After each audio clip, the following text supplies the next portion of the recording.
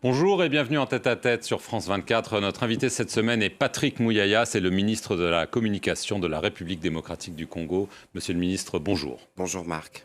On va commencer avec la situation dans l'Est du pays qui est compliquée. Après l'échec des négociations de Luanda le mois dernier, les combats ont repris de plus belle avec les rebelles du M23 au nord Kivu, mais aussi ces derniers jours au sud Kivu. Est-ce que aujourd'hui c'est une guerre totale?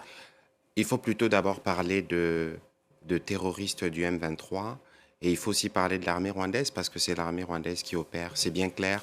Encore récemment, il y avait ces rapports du groupe d'experts des Nations Unies qui documentaient de manière claire qu'il y avait 3 000 à 4 000 hommes militaires rwandais qui opéraient et qui malheureusement ont repris depuis belle l'aventure terroriste et criminelle dans l'Est de la RDC, contrairement à ce qui avait été prévu d'ailleurs, à différents engagements qui ont été pris, parce qu'au 15 décembre, dans le cadre du processus de Luanda, normalement, tout devrait être conclu.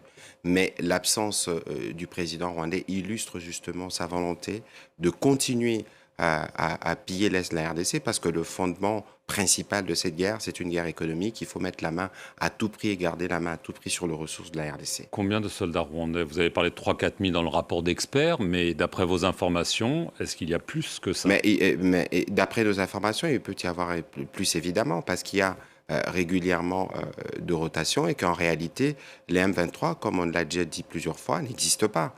C'est un groupe de pantins qu'on met au devant lorsque on a suffisamment avancé. Il y a des rapports qui sont connus d'ailleurs des experts des Nations Unies qui ont eu l'occasion de l'aborder. C'est pas seulement la présence des milliers de militaires, mais c'est aussi la présence du matériel qui a encore une fois été documenté et dénoncé par les experts des Nations Unies. C'est l'occasion, en tout cas, pour les Nations Unies de tirer les conséquences face justement au sabotage du processus de Luanda assumé par le président rwandais et au regard de la processus de Luanda dans ces cas-là. Mais écoutez, le processus de Luanda, quoi qu'il en soit, c'est le processus qui a été mondialement reconnu pour être le cadre qui va... Je n'irai pas comme vous pour dire qu'il est mort, simplement parce que le président rwandais a choisi de continuer de s'aimer la mort dans l'Est de la RDC. C'est les processus d'ailleurs qui méritent aujourd'hui d'être sauvés entre guillemets, tel que vous vous dites, parce que s'il est mort, ça veut dire que toute la communauté internationale aura échoué. Le président de la République, à l'occasion des vœux qu'il a échangés avec les corps diplomatiques, a été clair là-dessus.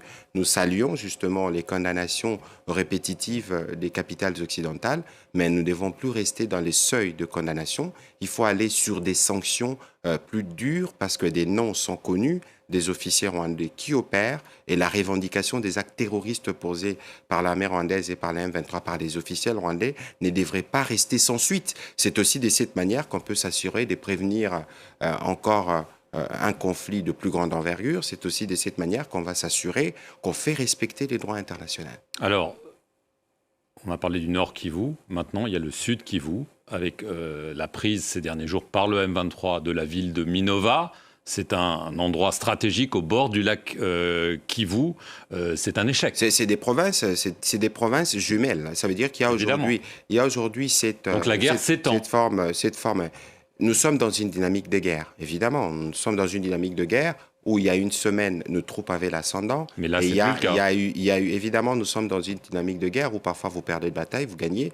Mais l'idée ici, c'est que vous compreniez, il y a une détermination du Rwanda à étendre la zone d'influence, pensant justement pouvoir nous contraindre à négocier avec ces pantins terroristes du M23, parce qu'en réalité, lorsque nous disons que les terroristes du M23 n'existent pas, c'est le Rwanda qui agit à travers ce groupe et qui, à un moment, quel que soit le moment, leur imposera l'agenda. Dans l'hypothèse, ils doivent s'y retrouver en face de nous. Mais pour vous discuter. dites... Quoi qu'il en soit, il y a un processus de Nairobi qui a été prévu pour régler les questions de groupes armés, y compris la question du M23. Mais l'administration sortante aux États-Unis a dit, écoutez, il faut qu'il y ait un dialogue avec le M23. Elle l'a dit par écrit. Vous dites, on ne peut pas dialoguer avec ce groupe. Mais attention, parce que j'ai eu une discussion d'ailleurs avec les équipes américaine à Kinshasa sur le sujet.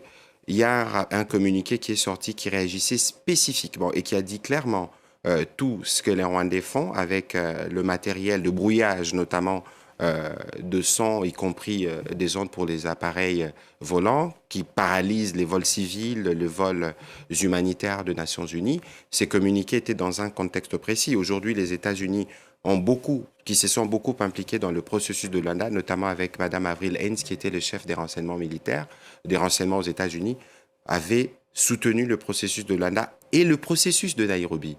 Parce que nous, on n'a jamais dit non à l'idée de régler la problématique de manière générale, parce que les groupes armés qui opèrent dans la région doivent être démobilisés. Mais ici, il y a un focus justement sur un groupe terroriste, la M23, parce qu'en réalité, c'est le groupe par lequel le Rwanda agit.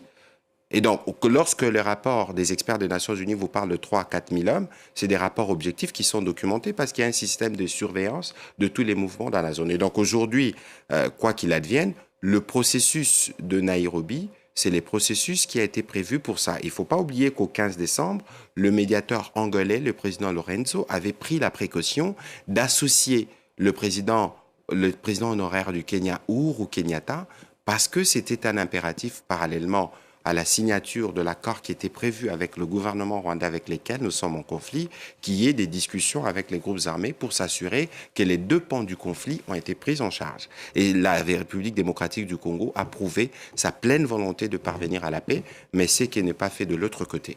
C'est important que la communauté internationale tire dès à présent les conséquences de manière plus forte et plus ferme. Mais est-ce qu'une rencontre entre le président Tshisekedi et le président Kagame est possible? Je vais juste quand même dire ce que le président Kagame a déclaré devant les diplomates étrangers à propos de Félix Tshisekedi. Je sais reconnaître les leaders quand je les vois, je sais aussi reconnaître les idiots.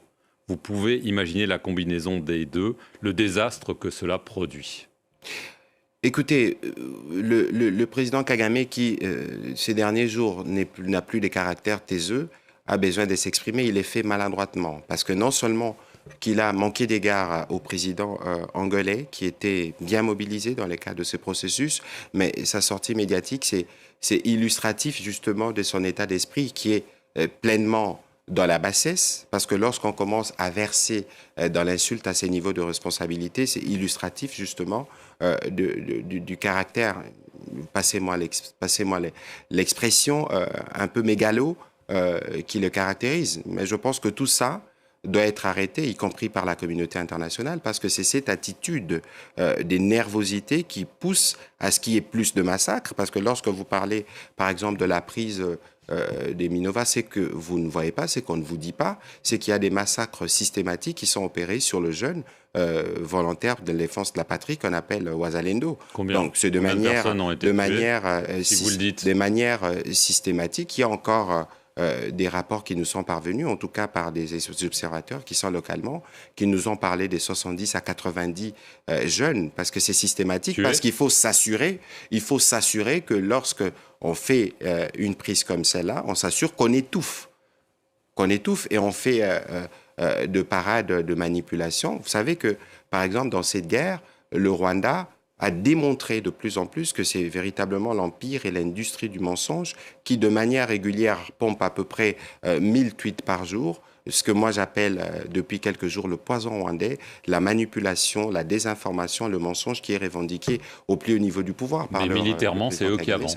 Militairement, c'est eux qui avancent. Je vous ai dit tout à l'heure que nous sommes dans une dynamique des guerres où il y a des batailles qui sont remportées par les uns et remportées par les autres. Mais l'idée ici, c'est qu'on ne devait plus justement être dans ce cadre-là, dès lors qu'on avait choisi le cadre du processus de Luanda. C'est pour ça qu'il est important que le Conseil de sécurité, que la communauté internationale puisse tirer des conséquences dans l'immédiat du caractère inutilement belliqueux du président rwandais qui s'est traduit de toutes les manières, y compris par son langage que vous avez relevé tout à l'heure, c'est qui est contraire justement à tout ce qui est mis sur la table comme principe pour restaurer la paix dans l'Est de la RDC. Si ça continue, Nord Kivu, Sud Kivu, voire autre chose, vous êtes prêt à porter la guerre au Rwanda?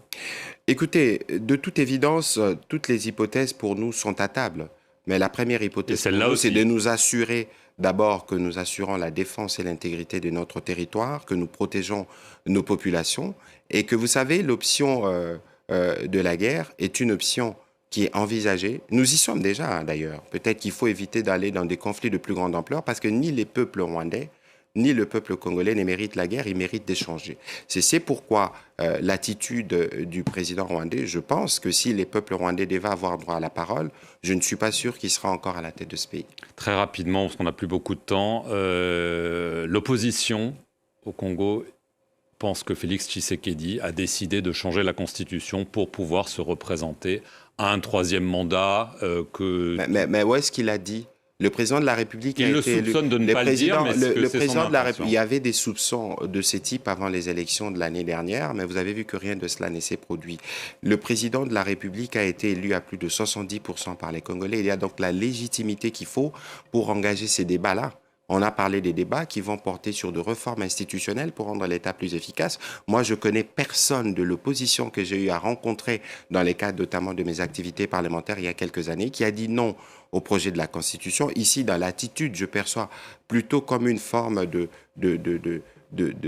rancune ou de problème personnel avec le président de la République parce que les débats sur la Constitution est un débat voulu par les Congolais. Nous devons régler le problème notamment de nos binationaux qui sont nombreux dans les mondes, qui veulent contribuer justement aux efforts de développement du pays. C'est pas la seule question. Nous sommes par exemple République démocratique du Congo, membre de plusieurs regroupements régionaux en Afrique, où la langue anglaise est la langue qui est privilégiée. J'adore le français, mais pourquoi on n'aurait pas par exemple, une seconde langue officielle qui serait l'anglais et des langues nationales. Non, mais dès lors que le président a dit que nous mettrons en place une commission pluridisciplinaire qui comprendra plusieurs personnalités pour réfléchir ici, cher Marc, j'insiste sur les mots, nous réfléchir et nous dire, voilà, qu'est-ce qu'il nous faudrait réajuster dans notre Constitution. Ça se fera dans un cadre ouvert où tous les acteurs auront la possibilité de donner leurs opinions. Sans remettre les compteurs des mandats présidentiels à zéro.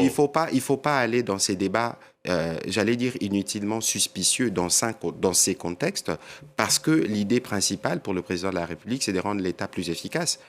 C'est de rendre l'État plus efficace, capable de donner des réponses rapides aux préoccupations de Congolais. Et je ne pense pas qu'un seul leader, fût-il de l'opposition, peut s'opposer à ce qu'on renforce le moyen et l'efficacité de l'État pour régler les problèmes des Congolais. Patrick Mouyaya, merci beaucoup d'être venu sur le plateau de France 24. Et merci à vous d'avoir suivi cette émission sur nos antennes.